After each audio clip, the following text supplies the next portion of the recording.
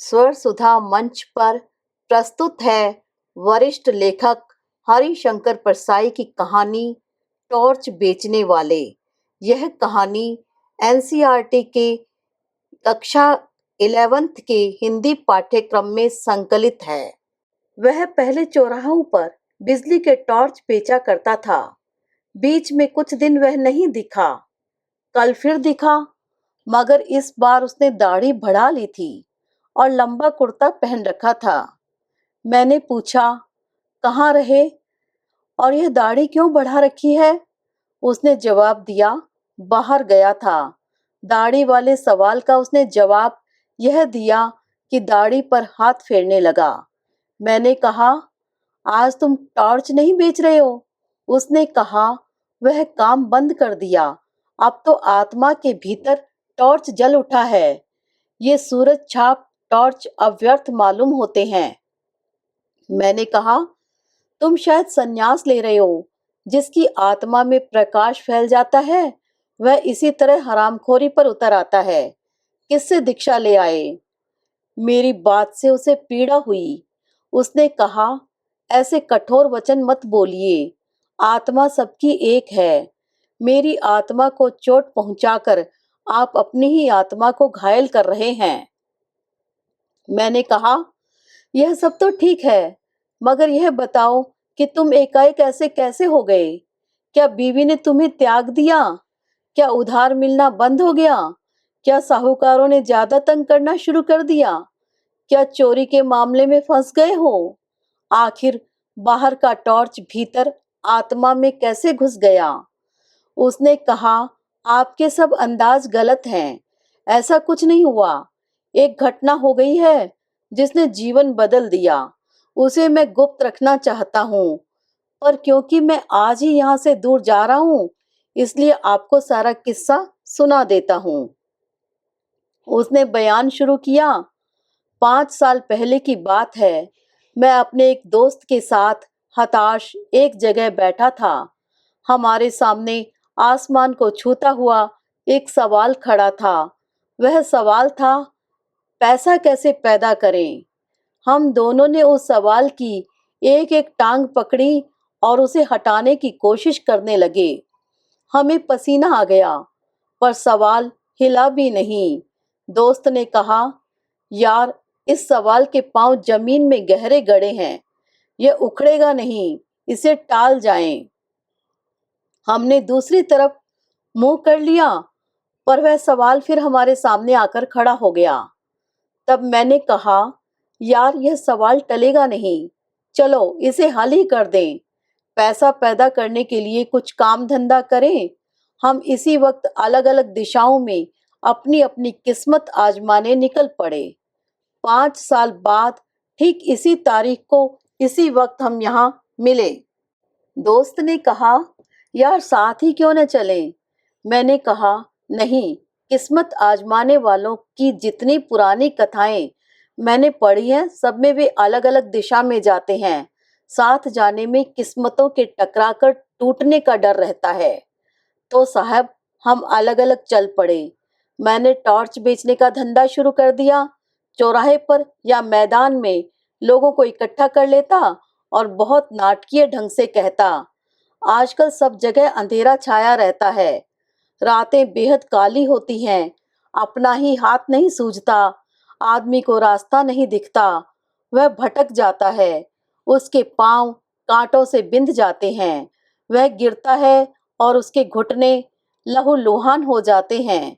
उसके आसपास भयानक अंधेरा है। शेर और चीते चारों तरफ घूम रहे हैं। सांप जमीन पर रेंग रहे हैं। अंधेरा सबको निगल रहा है। अंधेरा घर में भी है। आदमी रात को पेशाब करने उठता है और सांप पर उसका पांव पड़ जाता है। सांप उसे डस लेता है और वह मर जाता है। आपने तो देखा ही है साहब कि लोग मेरी बातें सुनकर कैसे डर जाते थे। भर दोपहर में वे अंधेरे के डर से कांपने लगते थे। आदमी को डराना कितना आसान है। लोग डर जाते, तब मैं कहता, भाइयों, यह सही है कि अंधेरा है, मगर प्रकाश भी है। वही प्रकाश मैं आपको देने आया हूँ। हमारी सूरज छाप टॉर्च में वह प्रकाश है जो अंधकार को दूर भगा देता है। इसी वक्त सूरज छाप टॉर्च खरीदो और अंधेरे को दूर करो। जिन भाइयों को चाहिए हाथ ऊंचा करें।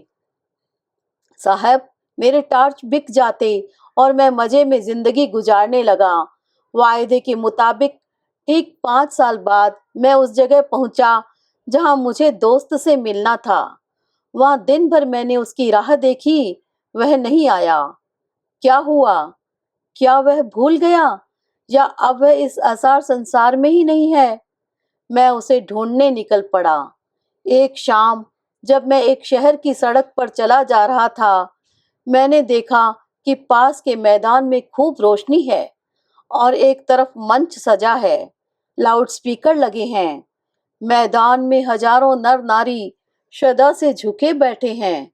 मंच पर सुंदर रेशमी वस्त्रों से सजे एक भव्य पुरुष बैठे हैं।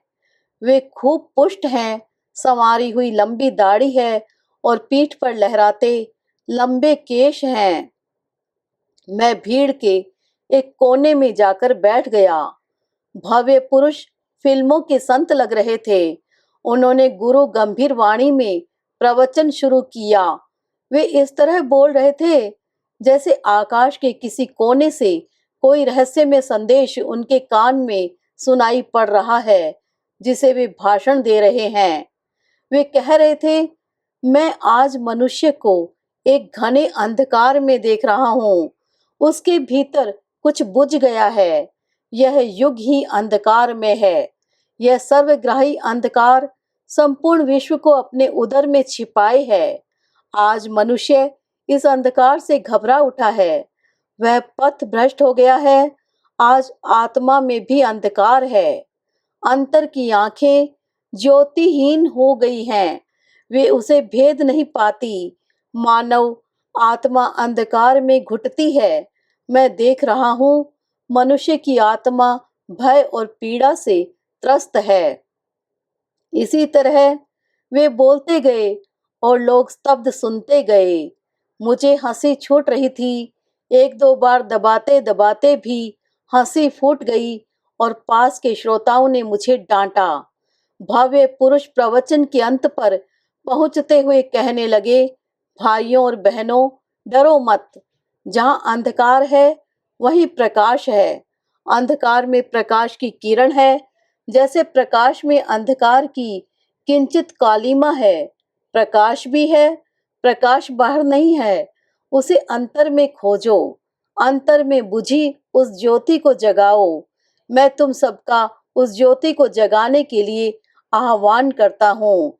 मैं तुम्हारे भीतर वही शाश्वत ज्योति को जगाना चाहता हूँ। हमारे साधना मंदिर में आकर उस ज्योति को अपने भीतर जगाओ। साहब, अब तो मैं खिलखिलाकर हंस पड़ा। आसपास के लोगों ने मुझे धक्का देकर भगा दिया। मैं मंच के पास जाकर खड़ा हो गया। भव्य पुरुष मंच से उतरकर कार पर चढ़ रहे थे। मैंने उन्हें ध्यान से पास से देखा। उनकी दाढ़ी बढ़ी हुई थी, इसलिए मैं थोड़ा झिझका। पर मेरी तो दाढ़ी नहीं थी। मैं तो उसी मौलिक रूप में था। उन्होंने मुझे पहचान लिया। बोले, अरे तुम। मैं पहचान कर बोलने ही वाला था कि उन्होंने मुझे हाथ पकड़कर कार में बिठा लिया। मैं फिर कुछ बोलने लगा तो उन्होंने कहा, बंगले तक कोई बातचीत नहीं होगी, वहीं ज्ञान चर्चा होगी। मुझे याद आ गया कि वहां ड्राइवर है। बंगले पर पहुंचकर मैंने उसका ठाठ देखा।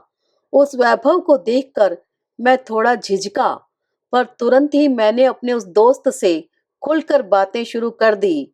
मैंने कहा, यार तू तो बिल्कुल बदल गया। उसने गंभीरता से कहा, परिवर्तन जीवन का अनंत क्रम है। मैंने कहा, साले फिलॉसफी मत बघार। यह बता कि तूने इतनी दौलत कैसे कमा ली 5 सालों में। उसने पूछा, तुम इन सालों में क्या करते रहे? मैंने कहा, मैं तो घूम घूम कर टॉर्च बेचता रहा। सच बता, क्या तू भी टॉर्च का व्यापारी है? उसने कहा, तुझे क्या ऐसा ही लगता है? क्यों लगता है? मैंने उसे बताया कि जो बातें मैं कहता हूँ वही तू कह रहा था। मैं सीधे ढंग से कहता हूँ, तू उन्हीं बातों को रहस्यमय ढंग से कहता है। अंधेरे का डर दिखाकर लोगों को टॉर्च बेचता हूँ। तू भी अभी लोगों को अंधेरे का डर दिखा रहा था, तू भी जरूर टॉर्च बेचता है। उसने कहा, तुम मुझे नहीं जानते, मैं टॉर्च क्यों बेचूंगा? मैं साधु, दार्शनिक और संत कहलाता हूँ। मैंने कहा, तुम कुछ भी कहलाओ, बेचते तुम टॉर्च हो। तुम्हारे और मेरे प्रवचन एक जैसे हैं। चाहे कोई दार्शनिक बने, संत बने या साधु बने, अगर वह लोगों को अंधेरे का डर दिखाता है तो जरूर अपनी कंपनी का टॉर्च बेचना चाहता है। तुम जैसे लोगों के लिए हमेशा ही अंधकार छाया रहता है। बताओ, तुम्हारे जैसे किसी आदमी ने हजारों में कभी भी यह कहा है कि आज दुनिया में प्रकाश फैला है? कभी नहीं कहा। क्यों? इसलिए कि उन्हें अपनी कंपनी का टॉर्च बेचना है। मैं खुद भर दोपहर में लोगों से कहता हूँ कि अंधकार छाया है। बता, किस कंपनी का टॉर्च बेचता है? मेरी बातों ने उसे ठिकाने पर ला दिया था।